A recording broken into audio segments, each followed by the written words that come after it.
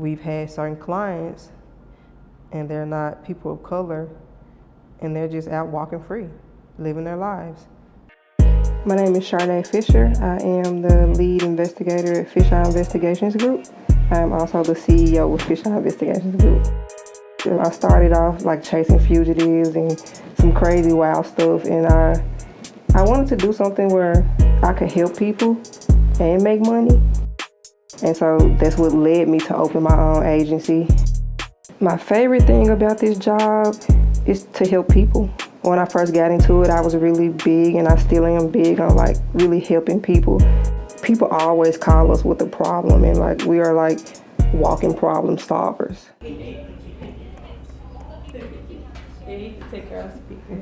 You got Mr. Stewart here.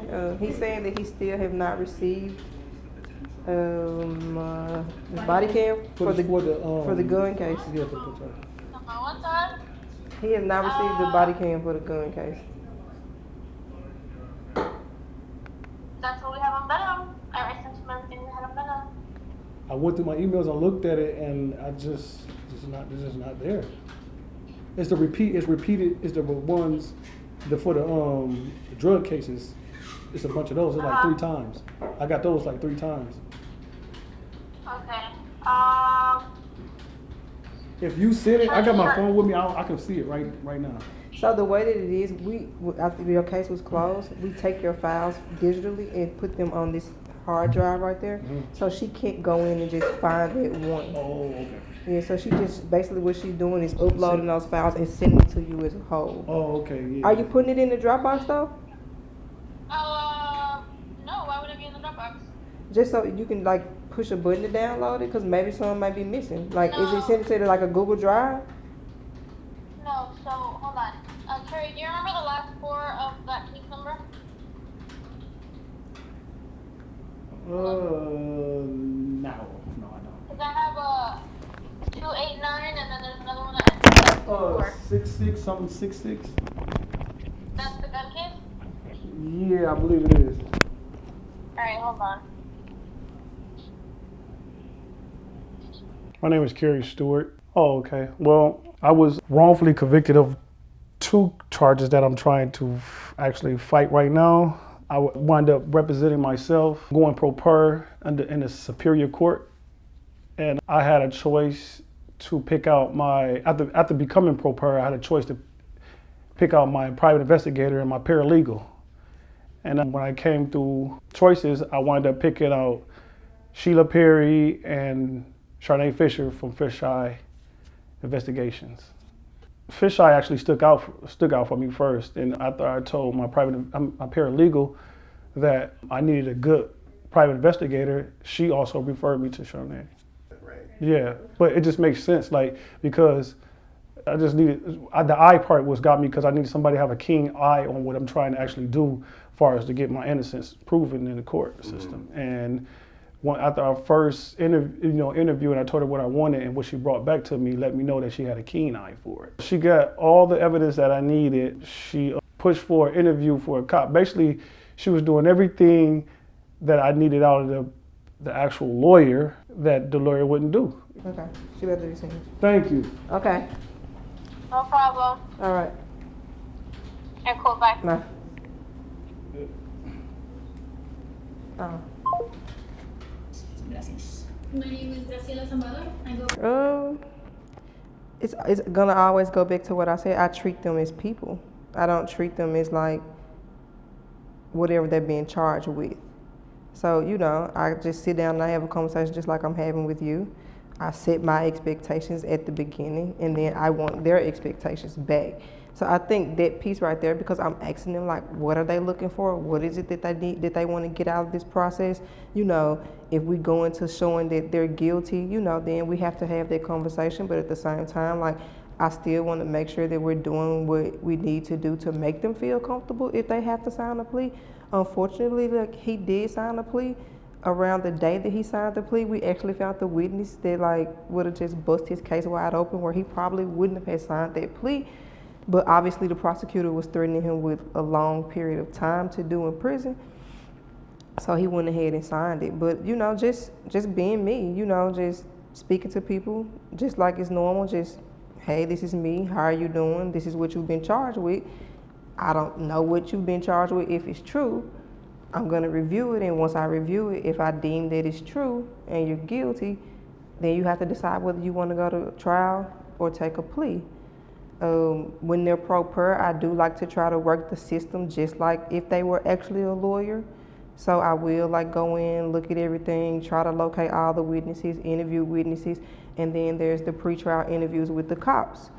So once the pretrial interviews with the cops start, that's where we get a chance to, like, if there's a hiccup on the cops' end, or if they did something that we don't like, or they did something or they said something that they shouldn't have been doing, that's the part where we get a chance to ask those questions to bring it to light to the prosecutor to be able to try to get them the best plea. When I meet them, I try to be as calm as possible.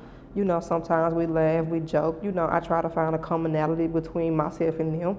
Almost every case that we have, there's some type of commonality, whether it's my birthday, my son's birthday, Gracie's birthday, a street where we grew up on, my grandmother's name, her mama's name, just something. There's always that commonality, so we kind of also lead with that once we find out like what's coming with us with the client.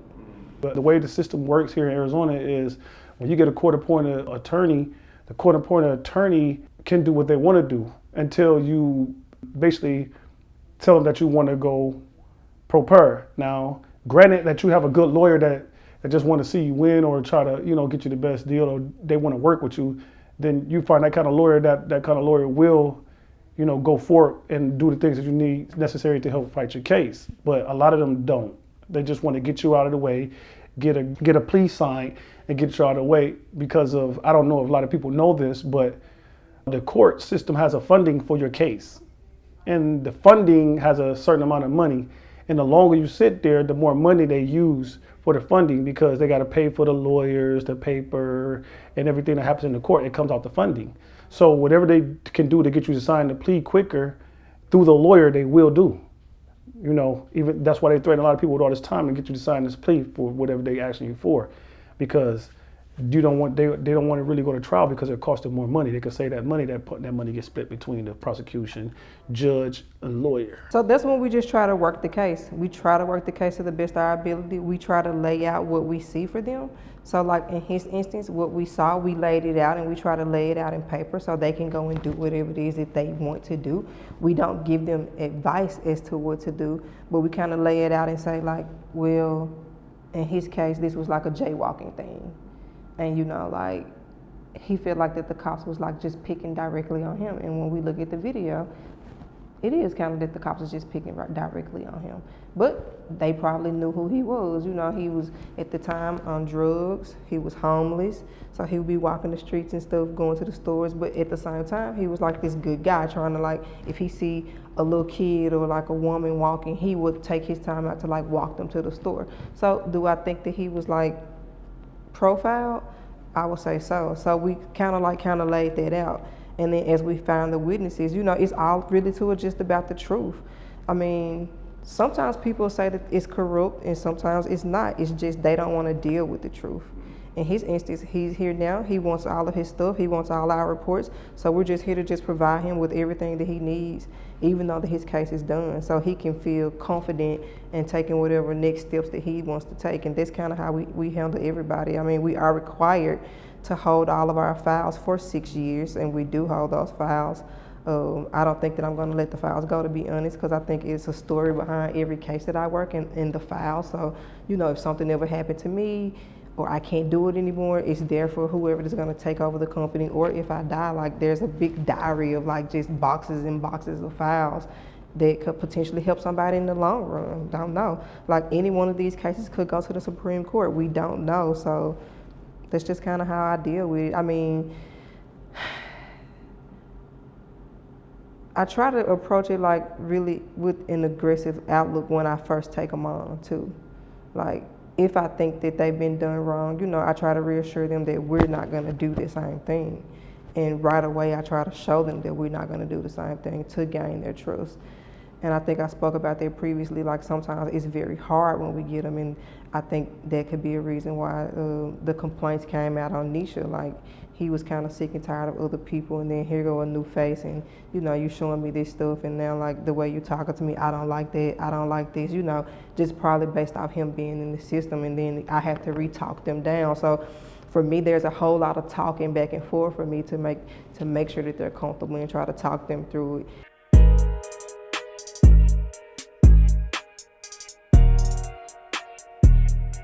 Stop him being in the system. So we out here walking, getting our supplies, and the dude was like, I look like Magnum PI today. So you know, you know. But I'm trying to understand exactly what is happening, what's going on here, because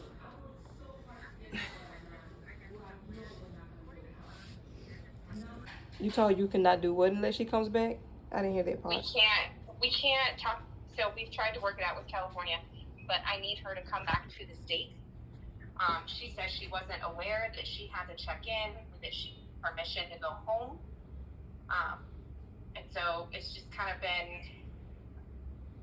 I don't think she understood what was going on. Yeah.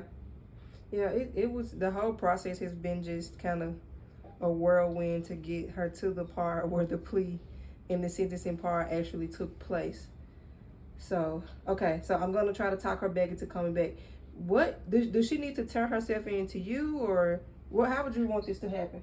So what I told her is that as soon as she crosses state lines, Hello? Hello? Hello? Are you still there? Yeah, the phone kind of went out. I didn't hear you. So as soon as she crosses state lines and comes back to Arizona, I can start working on an emergency transfer to California. But she will have to remain in Arizona for 48 hours. Okay. That's in custody? No. Oh, just in Arizona? It just needs her to be in Arizona. Okay. All right. And then so once she comes to Arizona for the 48 hours, she doesn't have to, because she thinks she's going to go into custody. She doesn't have to go into custody at all, just here for 48 hours. No. And okay. She just needs to be in I'm the sorry. state, and then, no worries. So she does have a warrant out on her, but I told her as soon as she tells me that she is coming back, I will quash said warrant. Okay. Okay? But I need to know when she's in the state, we'll start working on her transfer to California. She'll check in downtown Phoenix, and they'll give her her reporting instructions at the end of that 48 hours. Okay. Awesome. Okay. I'm going to try to work on telling her to make her way back. Yeah, so she will not be arrested or anything. Okay. She just needs to keep in contact with me and let me know when she's coming back. Okay. Give me your name again, because she didn't even give me a name. My name is... Okay. Thank you. All right. All right. Bye. Bye. So, she is in warrant status. All she has to do is come back to Arizona for 48 hours. As soon as she get here, like literally, and she can stay in California, Arizona border, but stay the night there for 2 nights, and she's gonna squash her warrant and start working with the probation department in California. So she has to check in downtown Phoenix. But she so she needs to come here. Yeah. So she can't just Yeah, cross the border. yeah, she got to come and check in, but she won't even have to go into custody. Like, she's so fucking lucky. This is the part that I really want to talk about, the race. The division in your race. Because I ain't seen, like, what? You don't think it's just because she's older? No, we've had older clients. We had older black Plenty men. of older black men. And Hispanic. And Hispanic, yeah. I mean, but it was more severe of a case. And obviously, we can tell that she was taking care of him. She was here to take care of him. Like, that's that. The nurses even confirmed that. They just couldn't confirm that they had written documentation. Like, we contacted so many people, but still, she just so fucking lucky. This is one of like the OGs that I've had. Well, get her on the phone and say, hey, yo, look, you running out, and yo, luck. Your luck is running, but Okay, gotcha. Okay. All right. So I talked to your probation officer.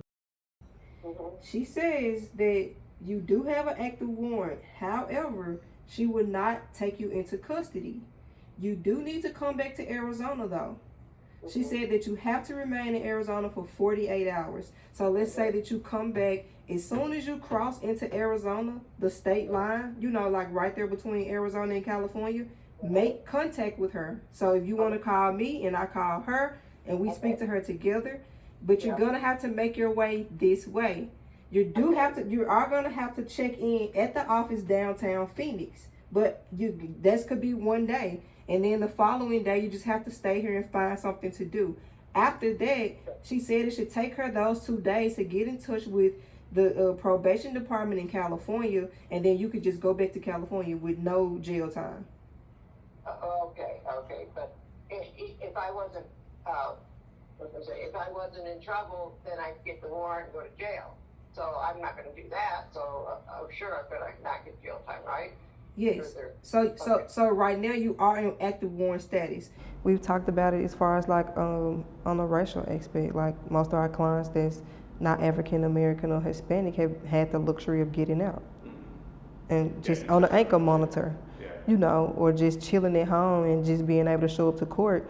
While people that's of color, their bonds are set very high. They can't get out, you know. So that's a part where, what can I do about that? I can't do anything about it besides be me and try to give them the best experience that they can have with working with me, because I can't get into the bail side of it. I can't advocate for them to try to get their bail lowered. We can take the necessary steps that we do with that, and we do that if they voice that they want to try to get a reduced bond, but there's never going to be a chance always that they're going to get it. Like, it's just us taking the information, passing it to the law firm, and the law firm giving it to the judge, and the judge decides like whether they're going to get out on it. I do think that like a piece of it is like modern day slavery when it comes down to that, and segregation, because like again, we've had certain clients and they're not people of color and they're just out walking free, living their lives.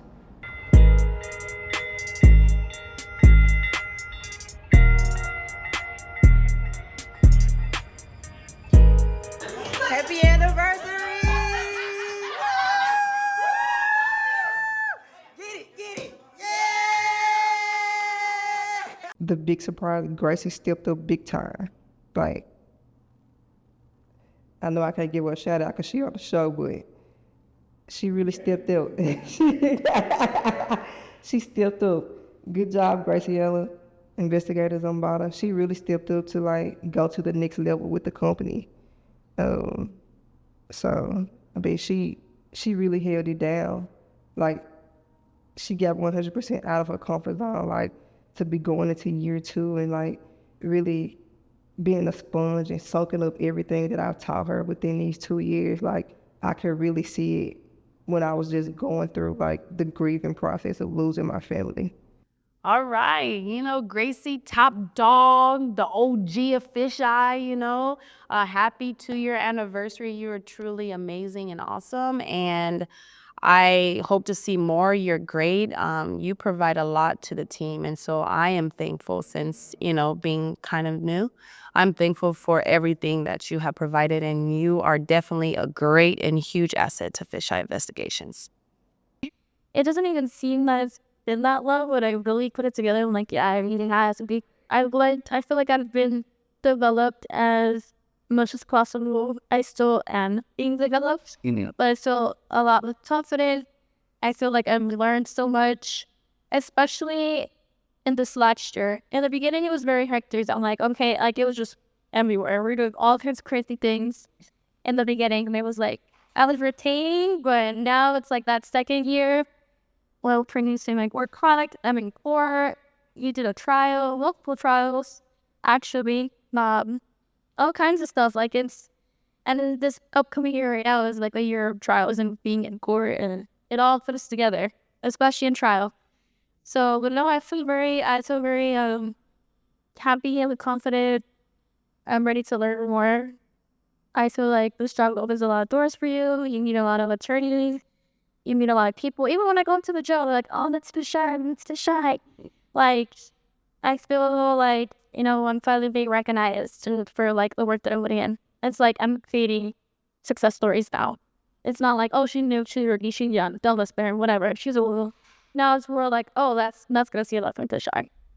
And it's like that. I like that feeling because like I shouldn't have to like prove myself in a way, in a way you do. Like it's like you don't want that feeling, but like you low-key do have to prove yourself in this career field, like you, because I was new. Yeah. Just came out of college, ready to learn, and I think we're done very serious, and I had ambition. I feel like I had integrity to help each and every client.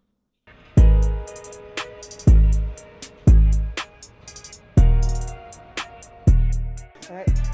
So tonight I had a fight party. I invited all my closest friends out here in AZ. We had a great time. We watched the fight. Fuck you, Netflix, for all the buffering that happened. We didn't get a chance to see all of the fight, but we had a great time. Shout out to ATL Wings. Shout out to Uno Tacos, and shout out to White Castles. Get this TV going. What is going on? Netflix. I hope he knock his ass on too.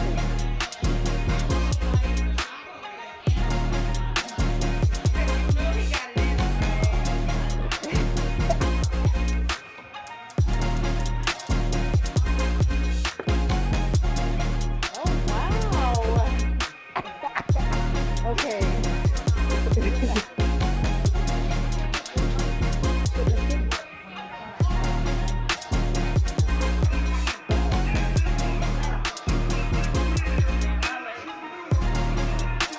You can